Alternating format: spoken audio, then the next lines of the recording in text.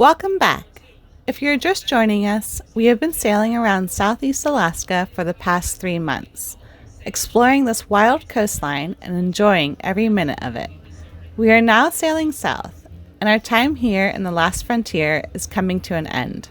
There are still a couple special spots to check out before we leave, so click that subscribe button and join us as we work with the tides and currents to guide us through our last days in Alaska.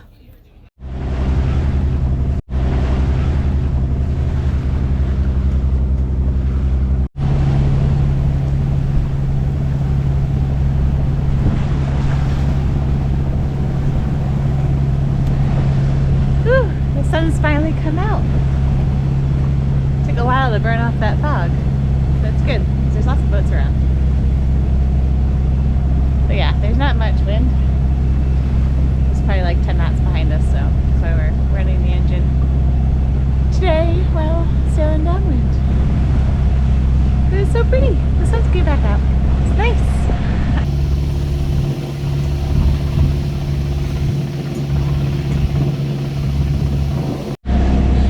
Crazy. I didn't even know there was a big island back there.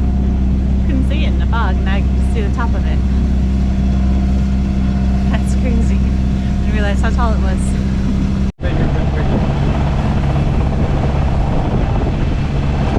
You didn't know it was there either, did you? We knew there was an island there, obviously, but we didn't know how tall it was. I knew there was a landmass there, and I was in the channel between two of them, but couldn't see the top of it. It was totally covered by the fog.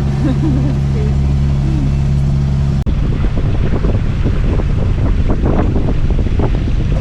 Yeah, we're just cruising along. We got like a knot and a half plus of current. We got some wind behind us, so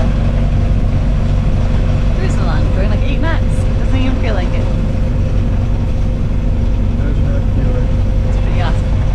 It's so flat back here. All the islands are protecting us from the waves.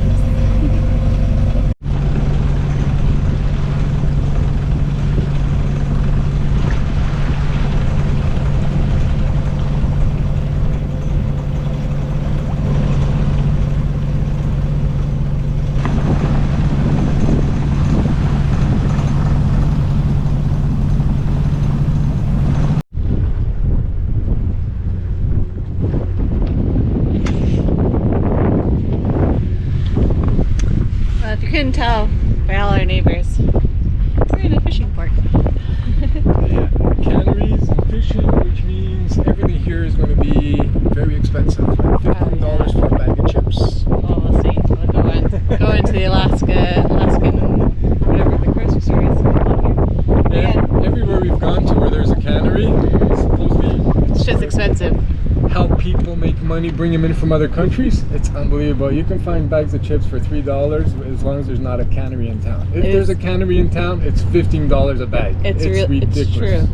It's crazy. But we'll see. We'll see what this one's like. This is our last town that we'll go to in Alaska. We're just here for a night. The anchorage is pretty exposed, pretty open, but luckily it's not too bad right now. We're right in the middle of the runway. No, it's not the runway. That's just their dock. There's seaplanes behind us too. But yeah, so we're here and gonna go drop the dinghy and take a look around. Yeah, accessibility to this place is strictly. Oh, seaplane and boats. Yeah, there's no other way to get here. No other way. But we're in Craig, Alaska, our last town. We still have a couple more anchorages to go to, but yeah. We're gonna stock up on some fuel here as well before we hit Canada. We'll see what the cost of fuel is here. Sometimes it can be expensive, but hopefully it's typical Alaskan prices and Hopefully. and yeah, and hopefully a lot cheaper there than it is in Canada. Generally is. Anyway.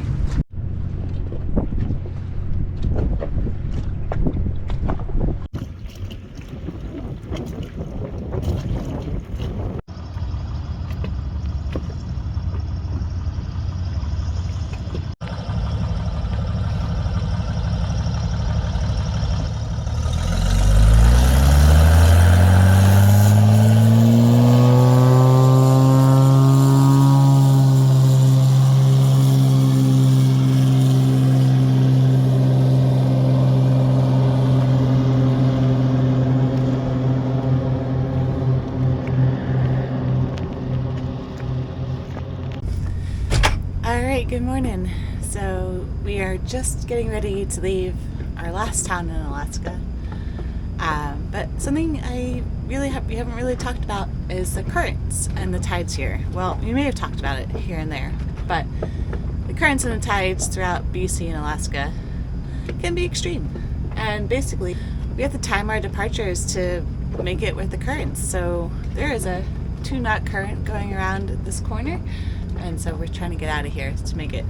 But I figured throughout this episode I'll show you guys what the currents can be like if we actually make it when the currents say they're happening, because sometimes even though the charts and the currents say they're doing something, they're not always right. I've actually noticed this on some of the Facebook groups on sailing the Inside Passage, where currents said, oh, they're going north at 2 knots when they're actually going the opposite way at 1 knot, or the same all over the place. But so today we are actually going through this group of islands here in Southeast Alaska, and it'll be our last group of islands before we cross over to Prince Rupert over the next 2 days or so.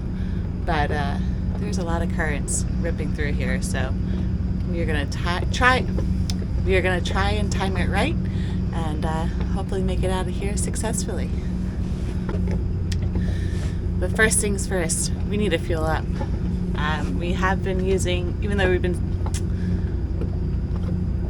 been sailing a lot more, we have been still using a lot of fuel, especially when we get behind islands and such. So we are going to fuel up here, and the other reason is fuel is so much cheaper in Alaska than it is in Canada. So we are going to top off all our tanks while we hopefully get a better price for it before we head back into Canada.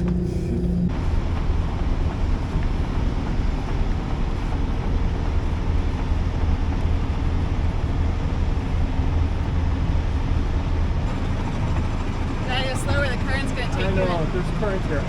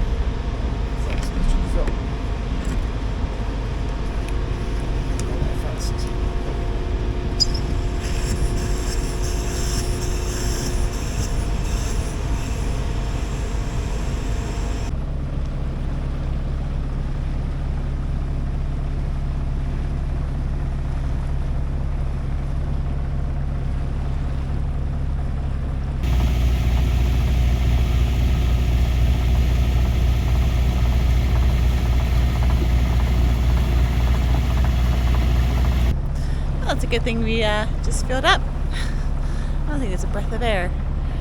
Super glassy day out here. But we are still dealing with currents.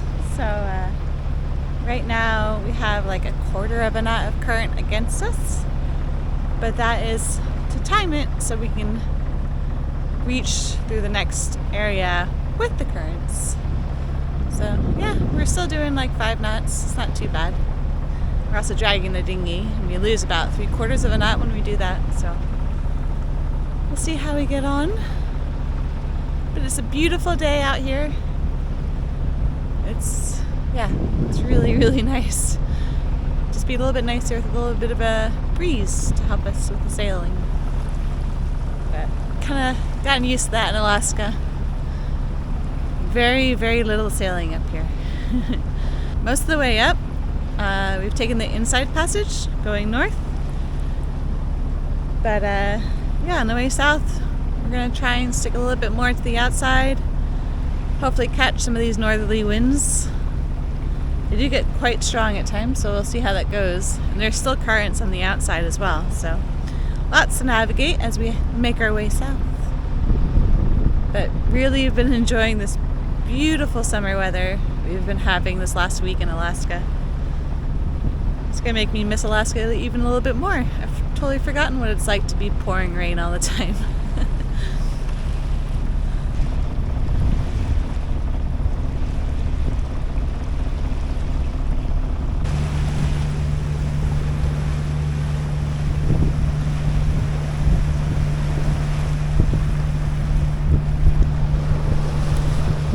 So we got some wind behind us, growing like dead downwind now.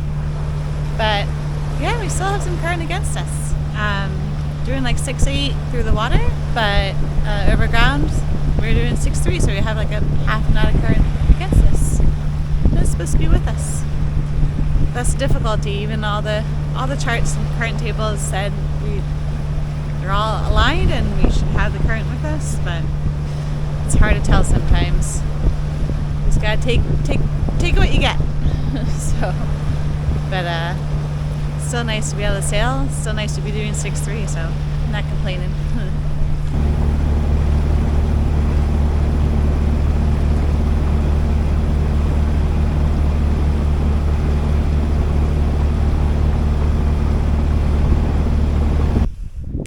All right, so we've dropped the hook. We just kind of missed the earlier timing to make it through all the currents. So we dropped the hook just for a couple hours, and we're gonna wait until about 4 p.m. To carry on, and we should have like 3 more hours or so to go.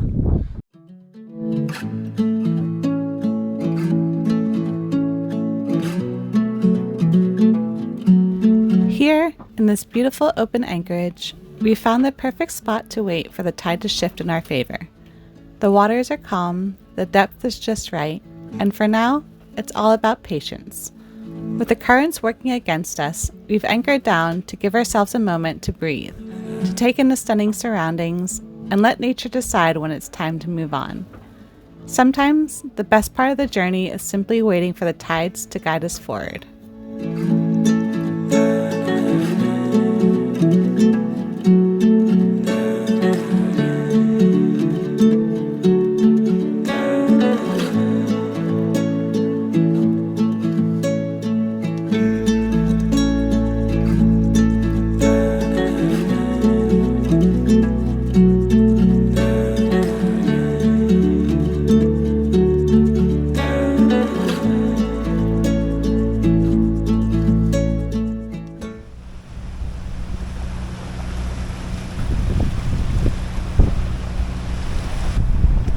So we're on our way again.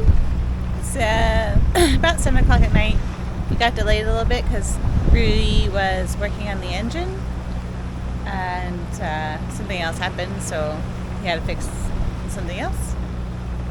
So we got a little delayed. So now we are currently going against kind of almost slack current. So we have a little bit of current against us still. But yeah, I just kind of missed that timing again, so. But it's nice, we have some breeze so we can put out the jib. We are having the motor on, but it's beautiful here. We just had dinner in the cockpit, and it's just such a stunning place to be. All these islands, and then a couple whales just passed us. It's like, it's magical. It's magical.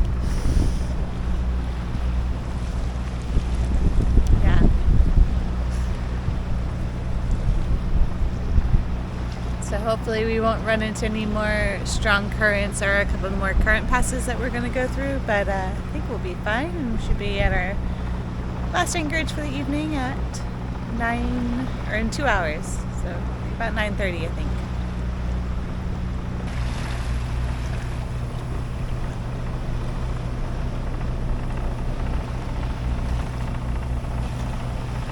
Oh, look, Lapos, everything's here.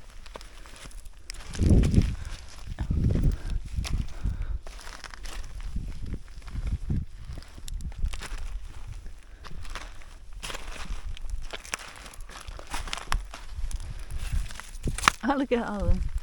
Little crabbies. All you gotta do is flip over a rock. Yeah. And there's so much life here. Look at all the mussels. Oh, yeah. These are all mussels.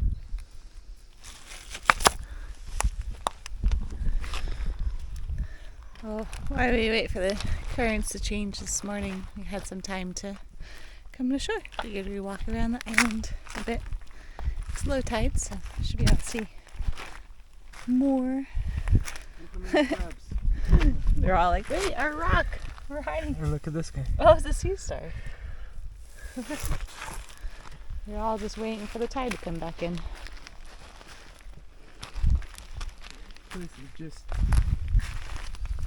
steaming with life. Mussel? Mussel? What's a mussel? Well, there's other stuff holding it together.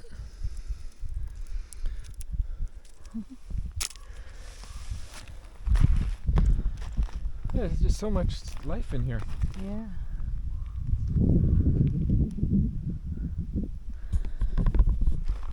It's really pretty. The water is so still and it's so quiet. Yeah, you see crabs in the water. Lots of starfish. Hermit crabs. Hundreds and hundreds. Starfish. These mussels. Oh wow. Look at all the mussels on this tree. Holy crap. That's a lot of mussels. Yeah. Holy shit. It's all over it. Should take a small branch and cook them up. Natural mussel habitat.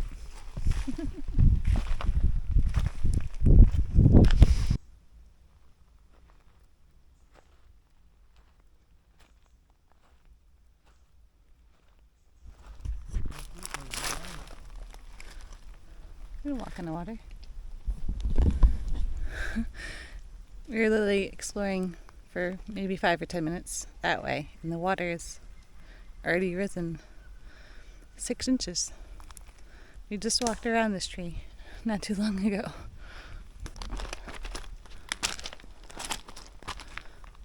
Oh man. Oh yeah. Huge. Whoa. The size of this thing. That is a huge cedar. That's amazing. You look so tiny next to it.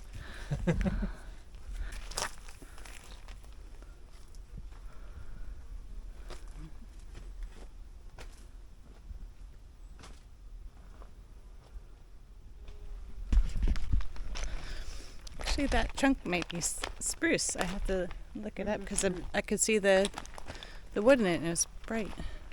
If you come over here, you'll see where it starts.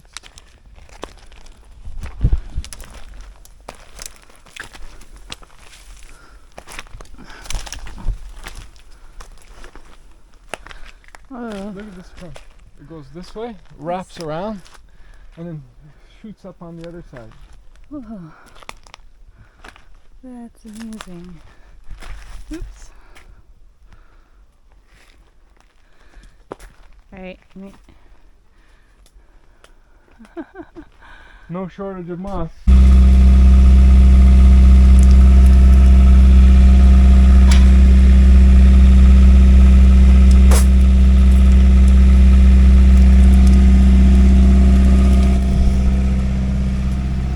So, the last time we filled up was in Mexico, and we thought about filling up the propane tank or checking it in Juneau, and both of us just didn't do it. So yeah, we just ran out of propane. We're still have like 2 more anchorages to go, but we do have like a little camping stove. I just have to dig it out, and I don't feel like doing it right now. So Rui is currently cooking his egg with a propane torch. Multiple uses for them. At least it works.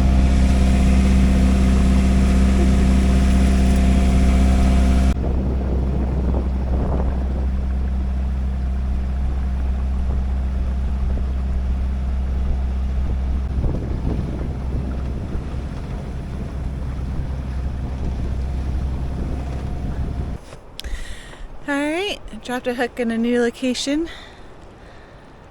It's an unmarked anchorage. We've made our own anchorage, but it's kind of crazy because lots of rocks around. I mean, it's charted. It's beautiful though. And good protection from the swell from the Pacific. I wouldn't stay here on a windy day, but it's kind of been fun making my own anchorages up. And this is a stunning one.